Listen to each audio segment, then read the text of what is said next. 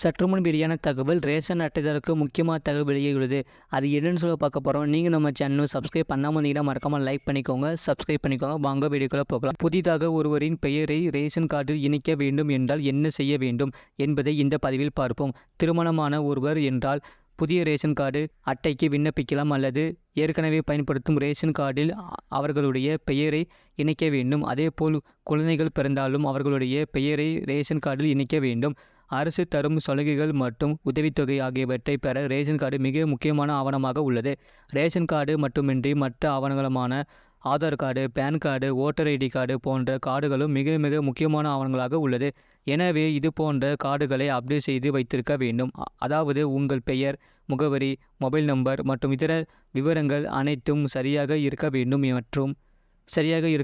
மற்றும் பிழை இல்லாமலும் இருக்க வேண்டும் என்பதை உறுதி செய்து கொள்வது நல்லது. பிள்ளைகள் மட்டுமின்றி புதிதாக திருமணமானவர் எனில் அவருடைய பெயரையும் ரேஷன் கார்டில் சேர்க்க வேண்டும் மற்றும் குழந்தைகள் பிறந்தாலும் அவர்களுடைய பெயரும் இணைக்கப்பட வேண்டும். சமீபத்தில் வழங்கப்பட்ட மகளிர் உரிமை தொகை திட்டத்தில் கீழ் ஒவ்வொரு குடும்ப அட்டை வைத்துள்ள தகுதி வாய்ந்த பெண்களுக்கும் மாதம் 1000 ரூபாய் உரிமை தொகையாக வழங்கப்பட்டு வருகிறது. இதனால் பல ஆயிரக்கணக்கான பொதுமக்களும் புதிய ரேஷன் அட்டைகளை பெறுவதற்காக விண்ணப்பித்துள்ளனர். அது மட்டுமின்றி அத்தியாவசிய பொருட்களான அரிசி, பருப்பு, சர்க்கரை போன்ற பொருட்கள் கிடைப்பதற்கும் ரேஷன் கார்டு முக்கியமான ஆவணமாக உள்ளது. எனவே இதில் பெயர் நீக்கம் மற்றும் பெயர் இணைக்கப்பட வேண்டும் என்றால் உடனடியாக சரி செய்வது அரசு தரும் திட்டங்களை எளிதாக பெற உங்களுக்கு உதவுகிறது. நீங்கள் புதிதாக திருமணமானவர் என்றால் ஏற்கனவே நீங்கள் பயன்படுத்திய அரசு பொருட்களை பெறும் ரேஷன் கார்டில் வீட்டிற்கு புதிதாக வந்தவரின் பெயரை இணைக்க வேண்டும். அப்படி இல்லை என்றால் கணவன் மற்றும் மனைவி ஆகியோர் இணைந்து புதிய ரேஷன் கார்டை பெறலாம்.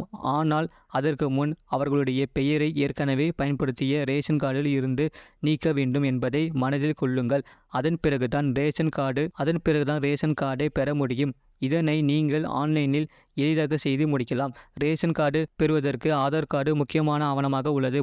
புதிதாக திருமணமானவர் தங்களுடைய ஆதார் கார்டில் முகவரியை மாற்ற வேண்டும். அவ்வாறு முகவரியை அப்டேட் செய்த பின்னரே புதிய ரேஷன் கார்டு பெற விண்ணப்பிக்க முடியும். முன்பெல்லாம் குழந்தைகளின் பெயரை ரேஷன் கார்டில் சேர்க்க வேண்டும் என்றால் அப்படியே சேர்த்து கொள்ளலாம். ஆனால் தற்போது அவர்களுக்கு ப்ளூ ஆதார் கார்டு உள்ளது. எனவே அவர்களின் பெயர் மற்றும் இதர விவரங்கள் ஆதார் கார்டில் சரியாக உள்ளதா என்பதை சரிபார்த்த பின்னரே அவர்களின் பெயரை ரேஷன் கார்டில் இணைக்க முடியும். www.tnpds.government.in என்ற அதிகாரப்பூர்வ இணையதளத்தை பார்வையிடவும். அதில் மின்னணு அட்டை தொடர்பான சேவைகளுக்கு கீழ் உறுப்பினரை சேர்க்க, முகவரி மாற்றம் செய்ய, குடும்ப தலைவர் மாற்றம் செய்ய, குடும்ப உறுப்பினர் நீக்க, அட்டை தொடர்பான சேவை நிலையை அறிய வசதிகள் கொடுக்கப்பட்டு இருக்கும். உங்களுக்கு தேவையானதை கிளிக் செய்து விண்ணப்பிக்கலாம். அதன் பின் உங்களுடைய மொபைல் நம்பரை கொடுத்து பதிவு செய்து பிற விவரங்களை பூர்த்தி செய்ய வேண்டும். இது போன்ற செய்திகளை உடனுக்குடன் அறிந்து கொள்ள மறக்காம சேனலை சப்ஸ்கிரைப் செய்யுங்கள். மற்றவர்களுக்கு தெரியப்படுத்த ஷேர் செய்யுங்கள்.